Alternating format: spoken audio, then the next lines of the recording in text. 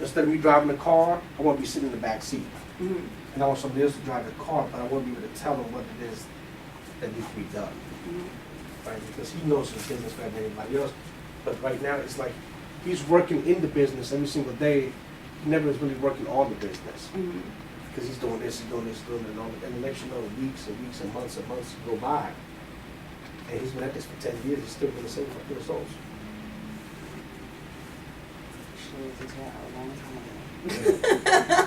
So, but anyways, there's a lot of people in a similar situation. Right. So I tell myself, look, let's create a like a 5-year game plan. So 2017, this is the you work backwards. Okay. What are you going to do 2016? What are you going to do here? What are you going to do here? That's going to allow you to get here. Right. Yeah. So there's a lot of that type of. Now I got 5 people that I'm working with at that capacity, and I charge $1,000 a month. And I work with them, and it's working out pretty good. They're bringing in other students and stuff like that. Now, but for some of the smaller people that just started getting into real estate, that just they're newbies, they've done 1 or 2 deals or something like that. Then with those guys, I charge them $500 a month. And I said, okay, for that, it's basically, look, you got, like football. You watch football? No. You don't know anything about football? And I was in the band for 4 years. I just know to play when they say play. Oh. Well, look. Just like football, right? So it's like you got 4 downs. Okay. You got quarter 1, Q2, Q3, Q4. Okay. At the end of the year, right? So every football, you got 4 chances to get a first down. Okay.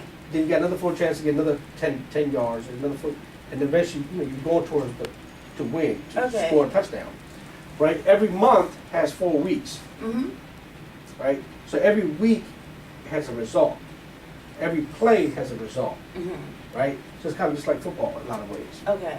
Get it? All right, if you say so. All right, so some of the newer guys, some of the guys that have done 3 deals or 5 deals or 2 deals, again, it's about creating systems, it's about creating processes, it's about keeping your shit organized where it's working for you. Right. And through like the smartphones and the PDAs and all this stuff, there's no reason why you can't have all that stuff. You know what I mean? True. It's just a matter of just connecting everything and making it work. A lot of people, either they don't know technology or they don't know this or they don't know that, but they're trying to do it all by themselves. Okay. Read the book about it and trying to do it. But once you get the right person to do these things, you play duels with a band. You couldn't be the whole band by yourself. No. You had team members. And everybody played when they're supposed to play. Right. That's how it worked. And the same thing with life. You can't do everything. You got to have the right people around you to do their part. The same thing with business. You get it? Yeah. Okay. All right. So anyway, tell me what you think of the presentation. The presentation is interesting. They're definitely going to make a greater impact on people that's their first presentation.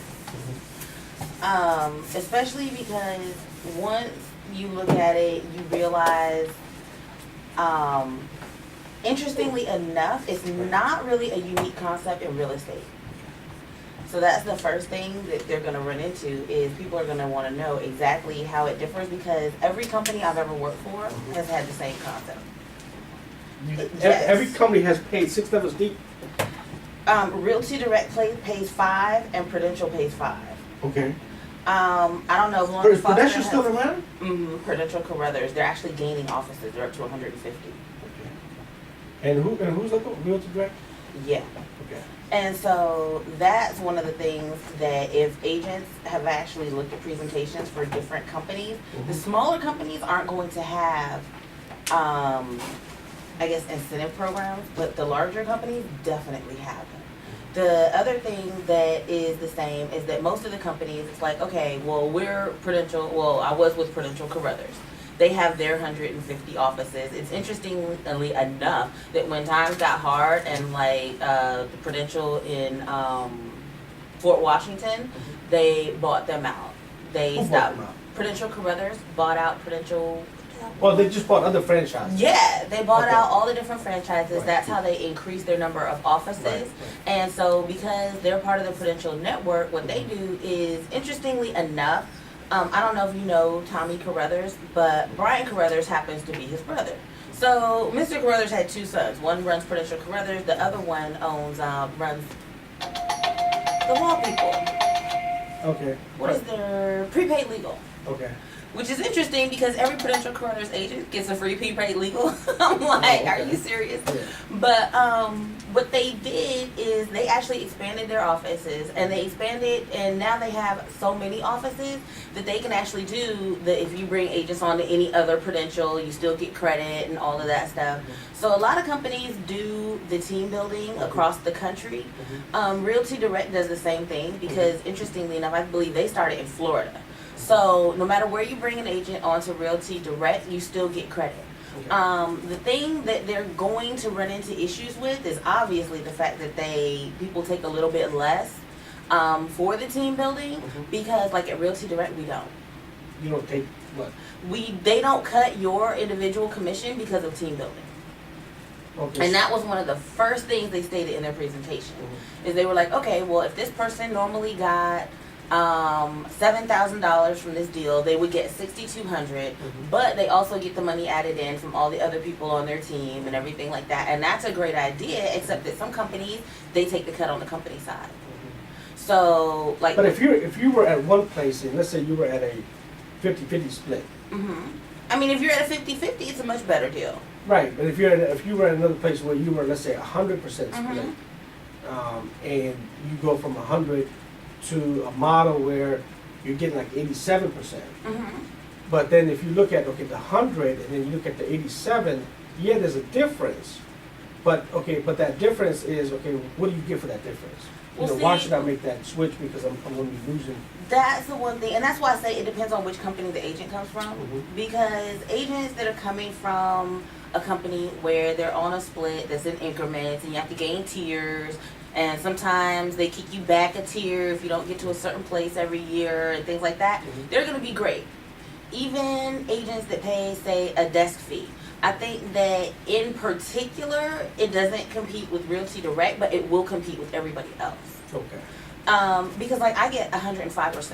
So I get my 100% and then I still get 5% from everybody that's ever been on my team. And I have no desk fee, and my yearly dues is $50, and I don't pay my errors and omissions, and I don't pay my business cards, and I don't pay my log boxes, and I don't pay my fines. You can't beat that. Like there's no company that beats that. Your MRS fees, MRIS fees, you still pay I pay that, but it's like what, $165 every 3 months. So I don't mind paying that, especially because I have an assistant. So I pay mine, I pay my assistant and stuff like that. So that matters to a lot of people if they have to pay that. And then the other thing that matters to a lot of people is their association dues. I don't pay my full association dues. I pay, I think, half of it or something like that. So there's benefits there. Yeah, with traditional companies, Next Stage is definitely going to be a much better deal. Because like I said, if you have a company where you start out at 50% and then you get, like some people might not even make it to 60% by the end of the year. They'll probably either drop off, they don't see any results. Right. They don't, well, what they do is they just switch companies to a company that doesn't have a fee that they're going to have to pay for not making any money. So, because a lot of companies do that. Like, if you don't make any money, you have to pay a fee because now you're just pretty much taking up space and stuff like that. But there are companies that don't do that. So, it kind of depends on where they're coming from as to if it's a much better deal for them. There's always agents all over the area that, like, I have a friend right now, she's going to lose her house and probably her car and everything else because she won't switch companies. She works with a company that makes doing rentals extremely difficult for her. I'm like, rentals are my extra vacation money. You hit Craigslist, you pick up 2 rentals, they're done in 2 weeks. You're like, okay, I can take this money, it's my Vegas money. But if you need that money to pay your actual mortgage and you can't pick up rentals because... Especially in this market. Yeah, I mean, she's with a company that's asking her to charge her renters 1 month. Okay, well, if the MLS is offering half a month, you're asking people to have to pay security deposit, move in, moving truck, and everything else to kick in another half a month for their realtor. She can't compete with me because I don't charge that. Yeah. I'm like, whatever the MLS offers, that's what you pay moving forward. Which is 50%. 50, 40, whatever. It doesn't make me any difference because I'm not going to pay on it regardless. I'm going to get 100% of whatever it is and move on. But for her, like, Next Age would be a great deal. She, interestingly enough, doesn't have the common sense to leave her company. So, like, you're borrowing mortgage money. Like, you're not borrowing extra money.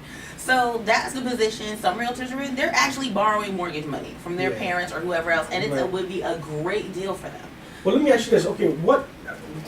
Okay, so I mean, clearly you're part of this. You had a chance to see this. What value do you see that this has to offer outside of these two production? Right. If there's a company that they're dealing with, and like I said, that company doesn't have a team building process where they get paid for everything that their team generates for 5 levels, then that is a definite plus for them. Okay.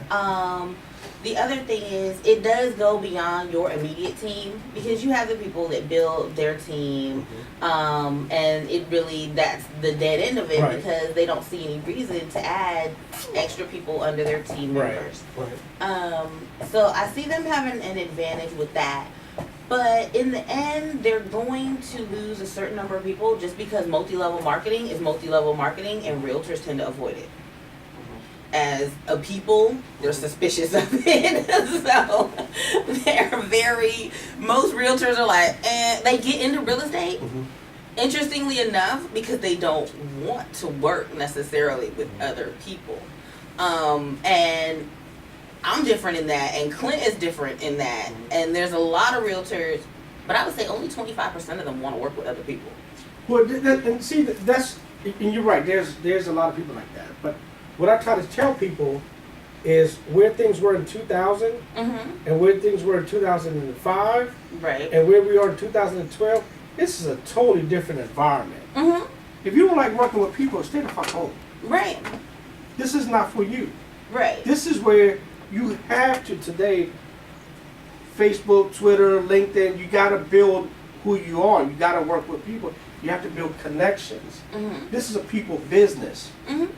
And if you're not in that environment, then we don't want you anyway. Right.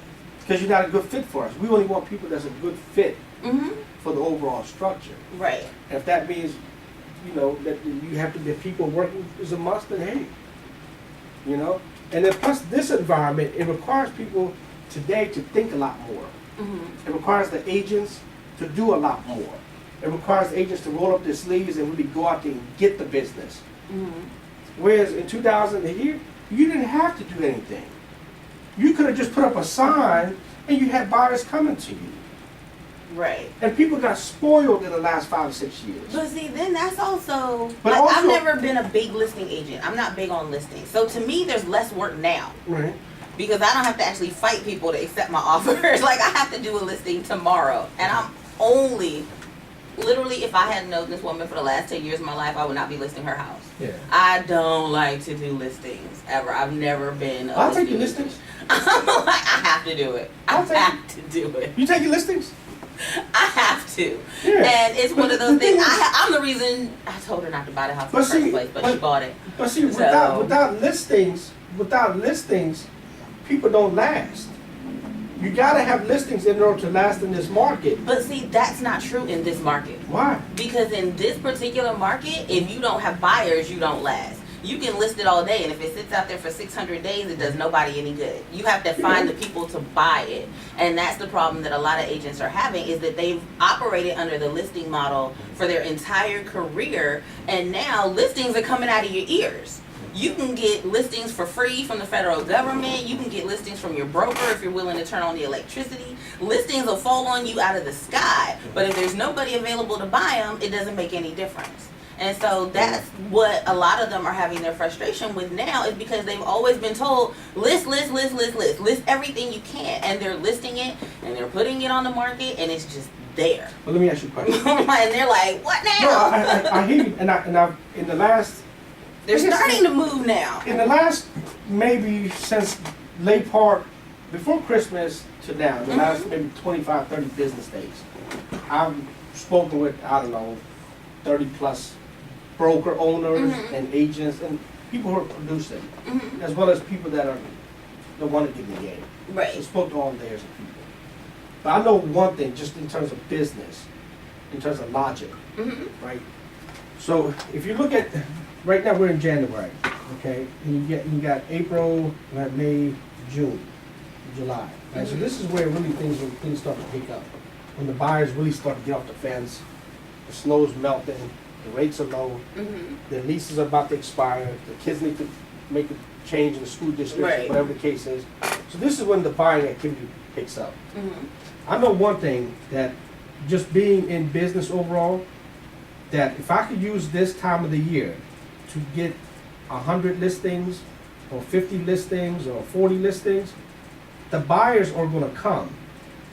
The buyers are going to come. But what you want to do is you want to position yourself now when the buyers do come. Because that's going to happen. I'd rather have other agents that are out there bring the buyers, and I just will focus on building inventory. Right now is the time to build inventory. So that's why I said listing, to me, I'll take any listing I can. Because the buyers are going to come. The rates are only going to stay so low for so long. Right. But see, like, I have buyers now. So You don't have any listings? I got 6 buyers, and I'm And like, they qualified, ready to go. they got letters and everything. Okay, so what's the problem? That's why I asked you. I was like, do you have anything available for them? They're looking right for now. they're looking for remodeled, renovated properties. Yeah, they kind of want things that are done. You know, most of my buyers right now are people who have done their rehab part. They don't want to do the rehab part right now. They're like, you know what? I've been in investing for the last 15 years. I've done a certain number of rehabs. I have my capital at a certain level. What they want now is just to collect properties. It's what I do. It's what Like you a do. rental landlord? Yeah, they're like, hey, like me, my whole thing is I give it 2 years, I'ma just have to move probably out of the country. I'm like, I can't, my nerves are bad. Like I spent all day yesterday filing complaints with the Attorney General. So I'm like, listen, okay, and when you have to do that, they're at the point now where I have 2 people, they're like, look, I wanna retire, I wanna move back to Ghana. I'm like, not a problem. You know, if you have 10 rental properties here, you move back to Ghana, your rent is $700 every 6 months. Or you build something and you have all this cash flow coming in, your retirement is set. You know, you have no problems, you have no issues. So that's one of the things that I'm running into right now is they want houses in a certain price range, but if you look at, they're like, hey, I'm cash, I'm gonna buy $150. These people you're talking about are long-term buy and hold. Yeah. Okay, so they want to create wealth. Exactly. Okay, so there's nothing wrong with that. And I've been working with a few of them for years and years and years. I started when, you know, they first came and said, hey, I want to be a real estate investor. And I'm like, okay, great. 2 of them are at the point now, they're lending out money. So I'm like, good for you. You're doing really good. But it just is one of those things where I think that it's a market where there is no blanket strategy. And so you get people that are like, oh, well, I heard somebody told me to get, you know, as many rehabs done as I can. And then you get people that are like, well, I heard people told me to get as many buy and holds as I can. I'm like, there is no blanket strategy in anything financial. You have to diversify. Customized. Yeah, you have to definitely diversify. And so, like, I have investors right now who are doing their rehabs, like you said. They wanted to have a property by October so that it could be done and be on the market at the start of spring because they're like, buying activity is going to pick up. Brand new rehabs done in February, March, April, they're going to start selling. So that's their version of building inventory, where some agents, their version of building inventory is to have the listings. Whereas my version of building inventory is I have the buyers. When their houses pop up that they want, they're sold. So everybody is definitely building inventory right now in preparation for the spring. They're just doing it in different ways. But they're all definitely It's all related. Yeah, exactly. It's all related. It's all the same. But it really goes back down. That's why I say it really goes back down to the individual. Right. What is that individual's goal? Is your goal to create wealth, buy and hold long term? Right. Is your goal is to buy and flip? Is your goal is to just focus on buyers and generate 1,000 buyers? Right. Is your goal to generate 1,000 listings? What is your goal? Everybody's going to be different. And you can do all cross, but you're going to be working 80, 90 hours a day, a week just to get there, right? Or you can have systems. And you can have processes. You can say, okay, well, I want to build a bunch of buyers. Okay, well, how do you do that? I can't do it by myself, but I know how to do it.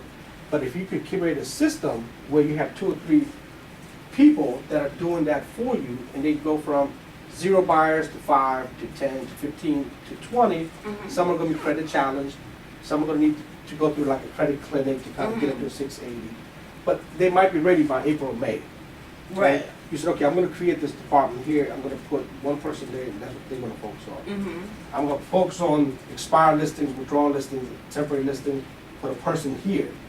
And they're gonna just build on that, go from 0 to 5 to 10 to 20, 30 listings by April, May. Right. So you got somebody working on your buyer side. You're automatically gonna just run into investors because they're just everywhere. Right. So you're gonna have some say, hey, I wanna buy, I wanna go back to Ghana, I wanna have 10 properties, 7,000 a month. Fine, we can create a plan for you. Right. Then you have the guy, so I just wanna rehab.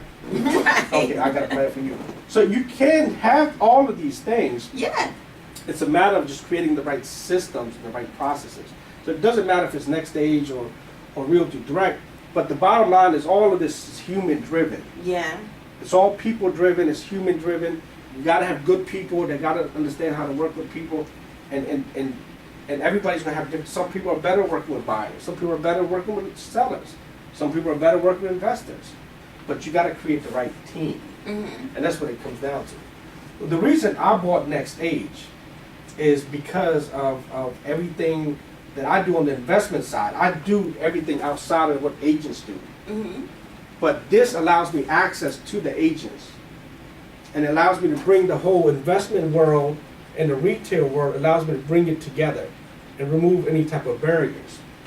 So now the agents will be taught and trained on how to work with sellers, how to get listings, how to work with buyers, how to work with investors that want to buy and hold, that want to flip, that want to know about how to do rehab budgets. So the whole thing will come under one roof. So therefore, Next Age, through the system, the agents will get fed listings, they get fed buyers, and then out of there are going to be certain deals that I'm going to get. That people may go out there, they get a listing, happens to be a great property.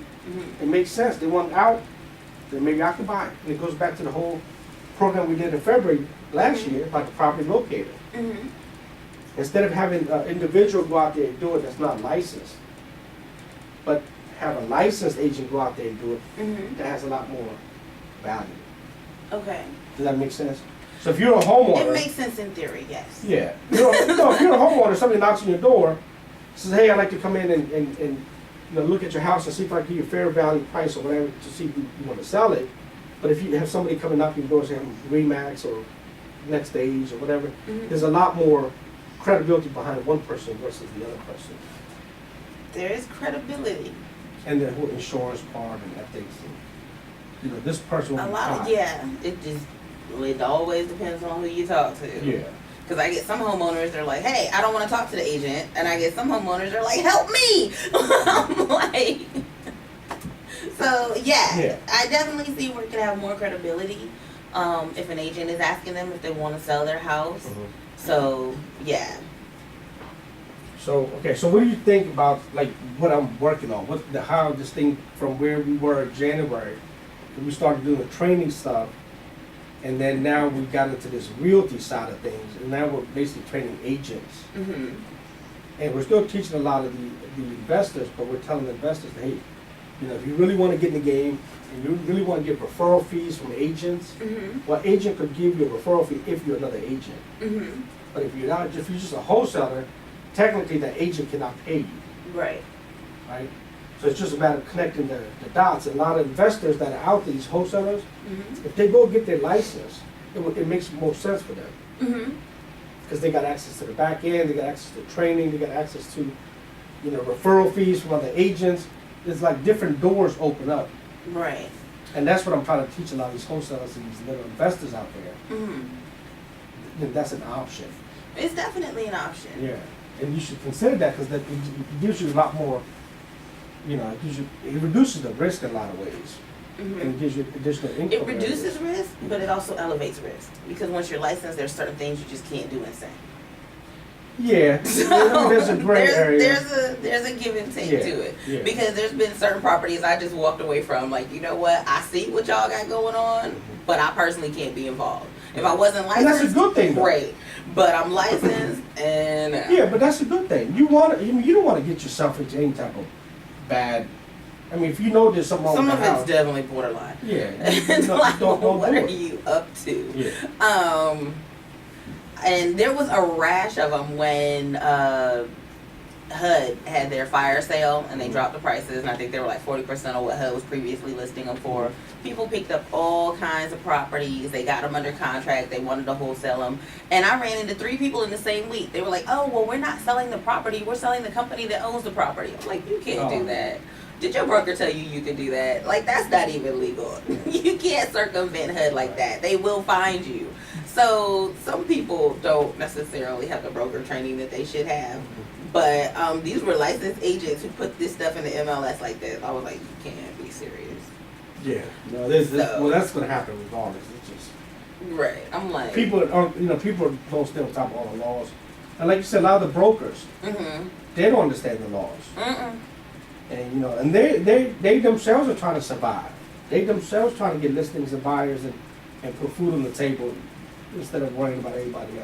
Right.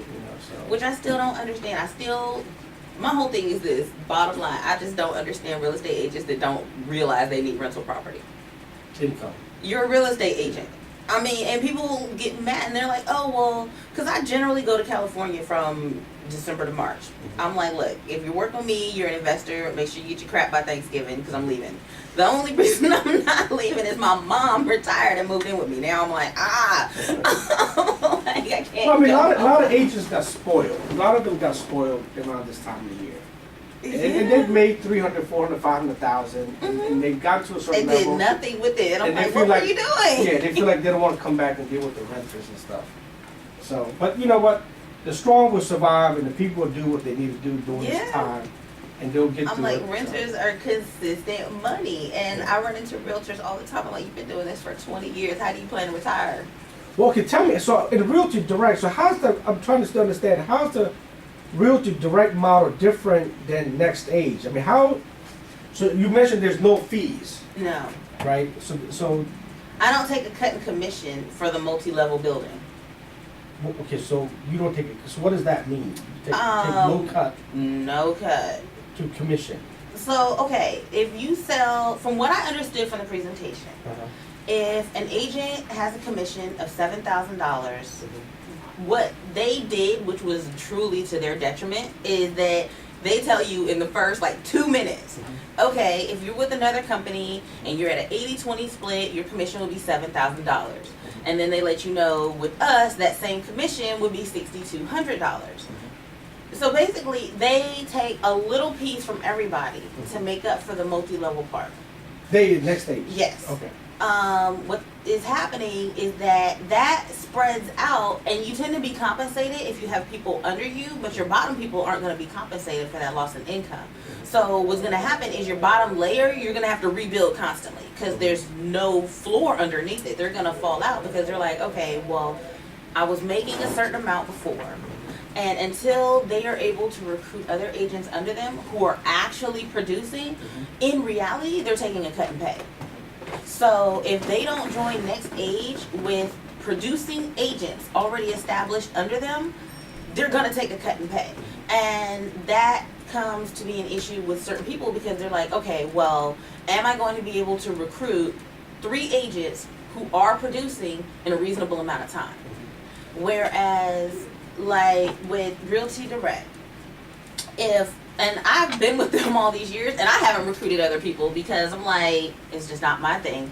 But and you're vested for life. That's the other thing. After 3 years with Realty Direct, whatever money is generated by people that you bring on, even if you leave Realty Direct, you still get it. You don't have to remain with them to keep the levels that you get so 5 people deep. So you don't have to remain as an active person. You don't have to remain with Realty Direct, period. You could go go to non-active status. You can go to Remax and still get your money. Okay, so you can switch real offices. Yes, you can switch offices, you can give up your license. So whatever you build, it's still yours. It still comes to you. As long as you've been with them 3 years. As long as you've been there 3 years. Yep. But so if you've just been there 3 years and you just hung your license and haven't done any activity, you would still qualify for this? No, but you wouldn't qualify with it for Next Stage either, because you have to have the agents under you. Yeah. So, but also here, in 3 years, you just hung your license and haven't done any activity, you would still qualify for this? No, but you wouldn't qualify with it for Next Stage either, because you have to have the agents under you. Yeah. So, but also here, in 3 years, if you got 10, 20, 30, 40 agents, whatever, right, and you and they're leave, doing activities, yes. and you leave, you still get a percentage. You still get the same money that you would get from your team even after you're gone. So the percentage that you get, do you know what that percentage is? Yeah, it's fairly high too. It's like it's something like 10%. 10%? For the first level. It's high because Realty Direct has no overhead. They literally have no So you're overhead. So they are like